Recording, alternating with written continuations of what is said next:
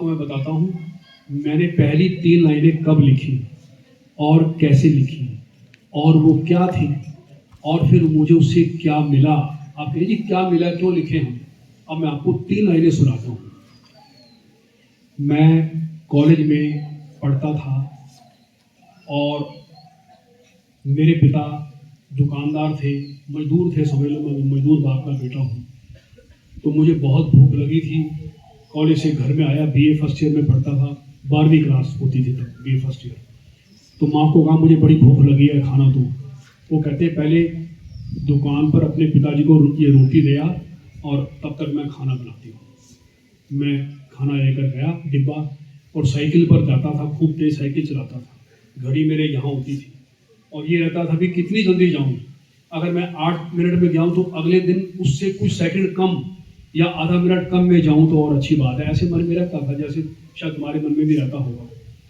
तो जब मैं जा रहा था तो सड़क पर देखा कि ट्रक के नीचे एक आदमी कुचला पड़ा था।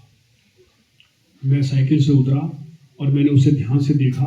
वो जो आदमी था वहीं पास में उसकी चाय की एक दुकान थी, ऐसा खोखा था, उसको कच्चा जो होता है उसको खोखा कहते हैं। चाय की दुकान थी और वो चाय की दुकान 24 घंटे खुली रहती थी। रात को भी जाकर 11 बजे कोई उससे चाय बनवा, वो सोता था, उठकर चाय बना देता था। तो वो क्योंकि हमने देखा हुआ था तो बहुत दुख हुआ, मन बहुत खराब हुआ। दुकान पर रोटी देकर घर आया, माँ ने कहा रोटी बनी है खा ले। मैंने कहा मुझे भूख नहीं है। अब वो भूख क्यों चली गई, कहाँ चली गई, अब आप खुद महसूस करें। मुझे तो तब पता भी नहीं था क्यों चली गई, लेकिन कमरे में जाकर मैंने 3 लाइनें लिखी। मैं बीए फर्स्ट ईयर में था, सन 1972 की बात है, 71 या 72 की। और वो 3 लाइनें आपके सामने रख रहा हूँ। वक्त एक ट्रक है, क्योंकि ट्रक ने उसको कुचला ना, वक्त ने कुचला था। वक्त एक ट्रक है, चालक जिसका शराबी है, न जाने भीड़ में से किसे कब कुचल डाले। ये पंक्ति थी।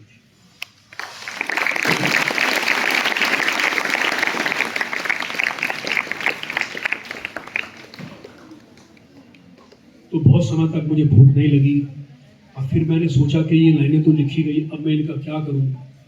फिर एक पत्रिका तब आया कर, अब तो सैकड़ों पत्रिकाएं, तब बहुत कम पत्रिका होती थी। एक पत्रिका थी सरिता, आपने नाम सुना होगा, अब भी सरिता पत्रिका आती है। तो सरिता तब लाखों में छपती थी, दिल्ली से, दिल्ली प्रेस से छपा करती थी। मैंने सरिता में साधारण चिट्ठी को डालकर उनको भेज दी और हम अपने घर के सामने एक दुकान थी, वहां से किराए पर पत्रिका लेकर पढ़ा करते थे और वो एक दिन पढ़कर फिर लौटा देते थे। तो 1 महीने बाद सरिता में वो 3 लाइनें छप गई मेरे नाम से। अब जब वो लाइनें छपी तो मैंने उसको कई बार पढ़ा, बार बार पढ़ा, अपना नाम पढ़ा, अपना नाम भी कई बार पढ़ा। नाम तो वही था, लेकिन ईमानदारी से बता रहा हूँ, मैंने अपना नाम कई बार पढ़ा और मुझे ऐसे लगा कि सारी दुनिया, सारा हिंदुस्तान जैसे मेरी ही कविता पढ़ रहा है।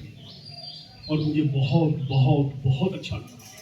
मेरे मन में उमंग जागी और मेरे मन में आया कि मैं खूब लिखूं और मुझे ऐसे छपना चाहिए। बच्चों, जो चीज़ छपती है ना, जिनकी ये भित्ति पत्रिका में चीज़ें छपी हैं, उनसे पूछो कि वो कितने खुश हैं। उनको इसकी फ़ोटो खींचनी चाहिए। जब भी कोई रचना लिखे उसकी फ़ोटो खींच के अपने पास, अगर मोबाइल तो आप ज़्यादातर बच्चों के पास है या उनके माता पिता, उसकी फ़ोटो खींचकर अपने पास रखें और इस पूरी भित्ति पत्रिका की फ़ोटो आपके पास होनी चाहिए। ये आज का दिन इस स्कूल का ऐतिहासिक दिन है। मैं आपको बता रहा हूँ, आप इस पर दोबारा से ताली बजा सकते हैं। आपको दूर दूर तक स्कूल में ये चीज़ नहीं मिलेगी। और ये मेरे पिता अरुण कहरबा जी जो है, इनके मन में कई सारी कल्पनाएं रहती हैं, नया नया काम करने की कल्पना रहती है। अब आपका काम क्या है, आप कुछ भी लिखते हैं, आप कहीं से कोई कोटेशन आपको मिलती है, वो कोटेशन भी दे दें, यहाँ आप दे सकते हैं, हो सकता है उसमें छप जाए।